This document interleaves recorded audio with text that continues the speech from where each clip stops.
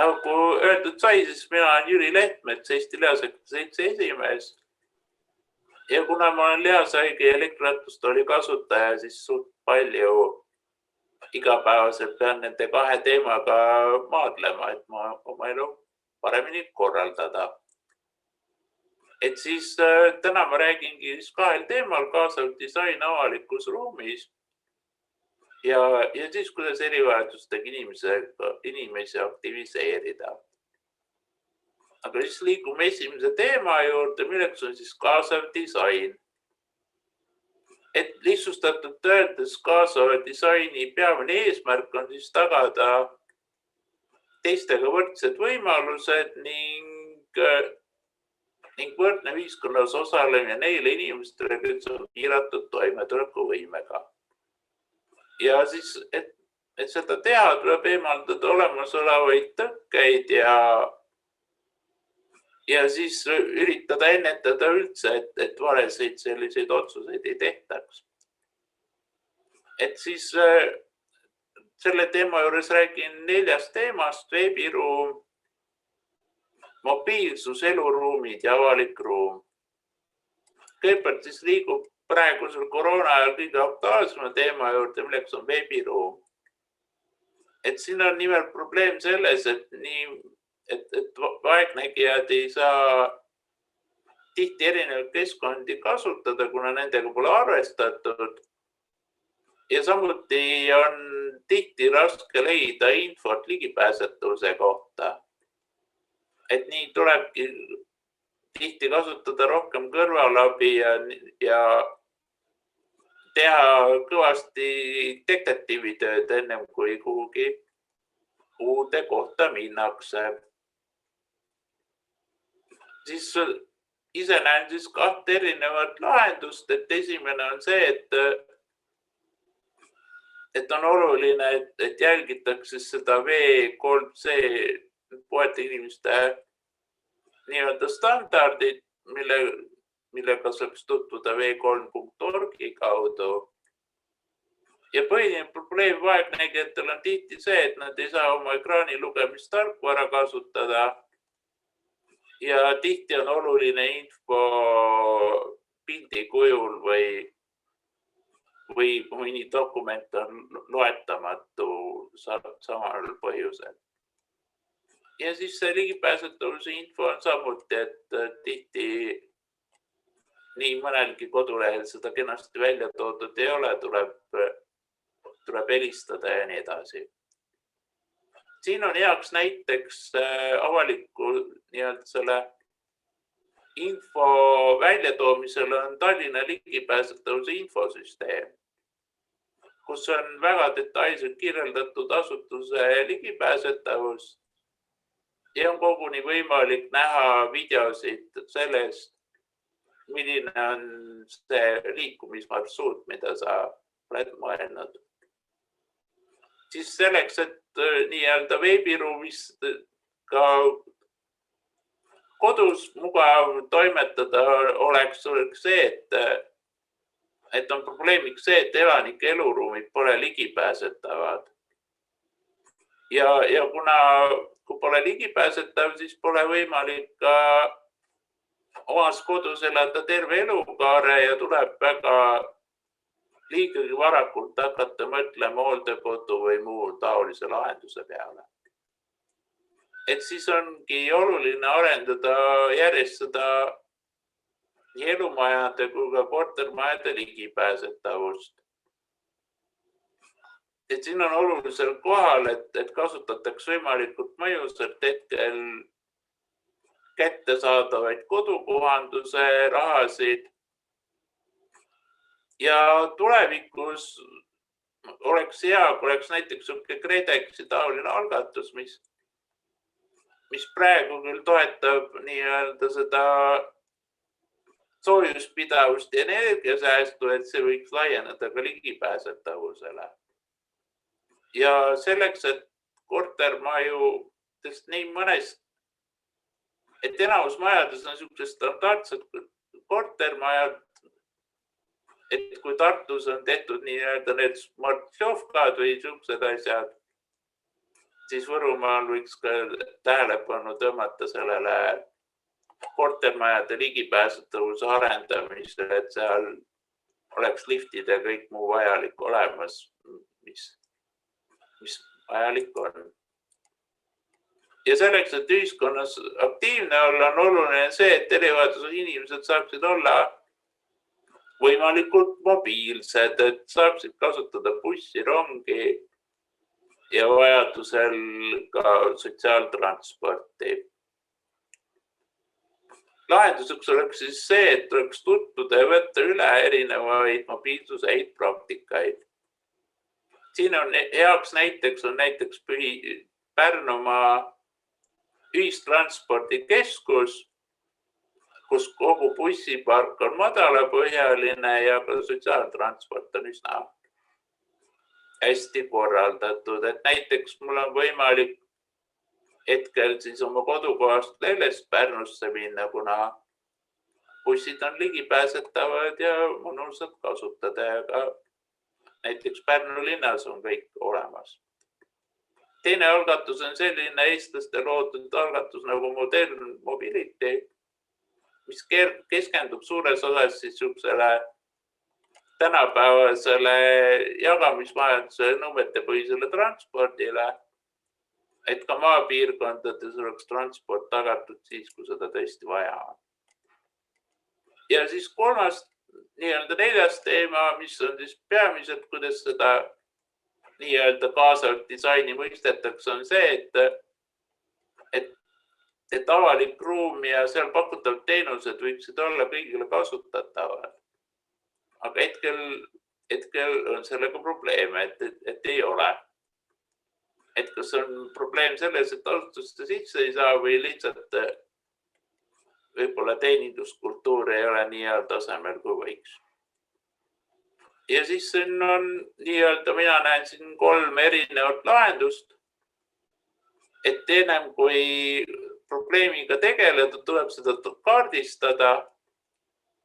Ja siin on headeks näiteks selline MTÜ nagu Ligipääsetavuse Foorum, mis keskendubki siis erinevate asutuste ligipääsetavuse parandamisele ja arendamisele, et neil on tõesti läbimõeldud süsteem selle jaoks. Ja teise näitena tooksin enda koduülikooli, Tallinna Tehnikaülikooli, kes alustas oma ligipääsetavuse arendusega olukorras, kui neil polnud treppidel käsipuid. Nüüdseks on siis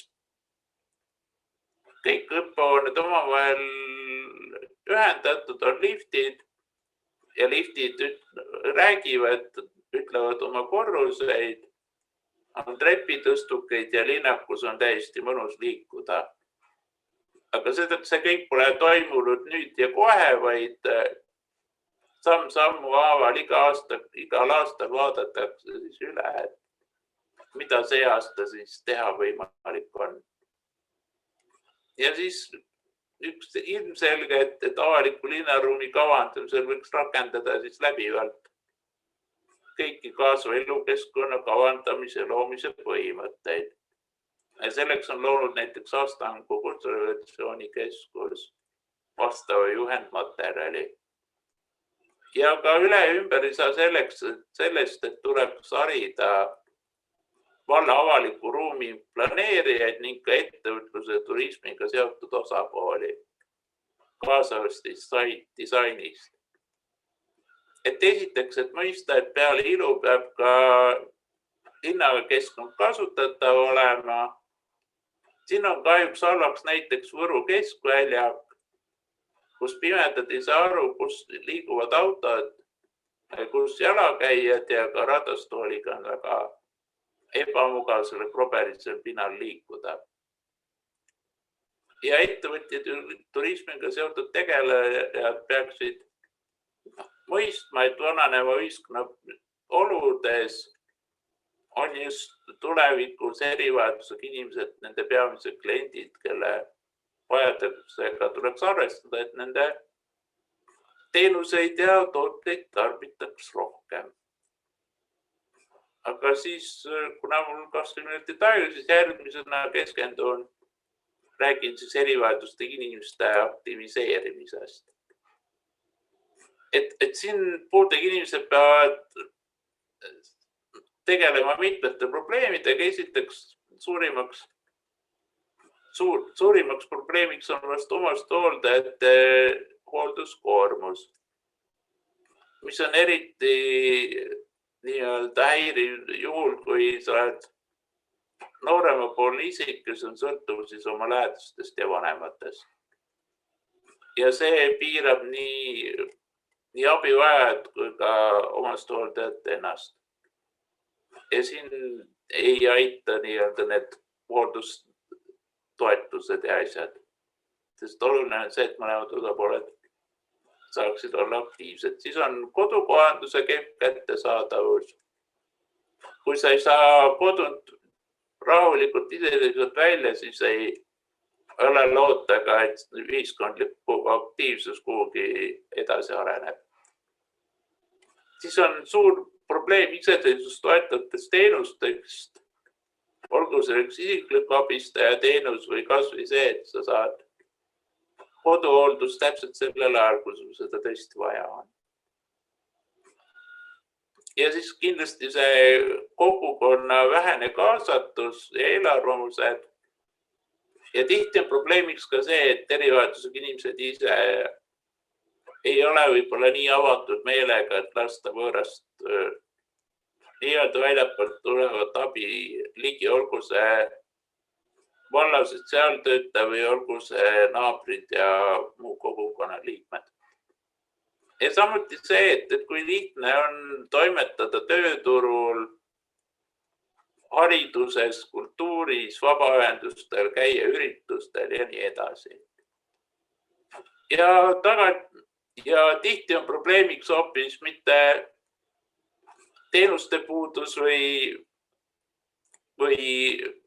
mingi asja mitte olemine, vaid see, et inimesed ei ole lihtsalt teadlikud erinevatest võimalustest, mis neil kättesaadavad on ja millele nad võiksid mõelda.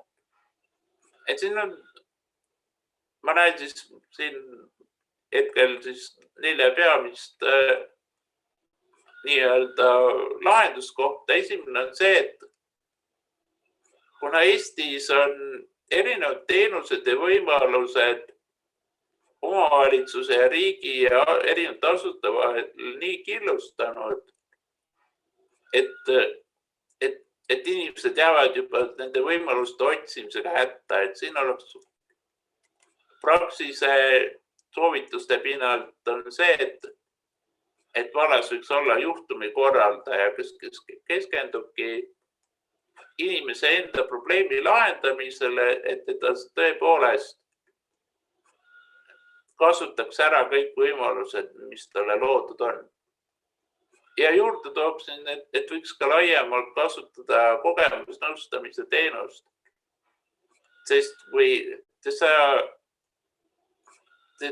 isik, kes on olnud sinuga samas olukorras ja leidnud lahenduse palju nagu mõjusam kui see, kes lihtsalt nii-öelda ütleb sulle asju, mis seal paberi peal ees on nii-öelda. Ja siis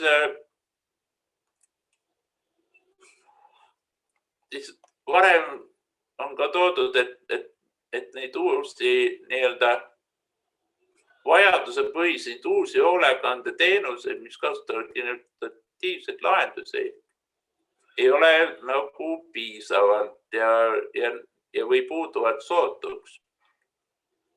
Selleks, et neid nii-öelda esile kerkiks rohkem neid uusi algatusi, tuleks tagada rahastusmudel ja korraldada rohkem nii koolides kui kogukonnas erinevaid sotsiaalse ettevõtluse konkursse, nagu siin juba ära toodud oli Võrumaa arenduskeskuse Vunkimono, et seda formaati võiks veel laiemalt kasutada.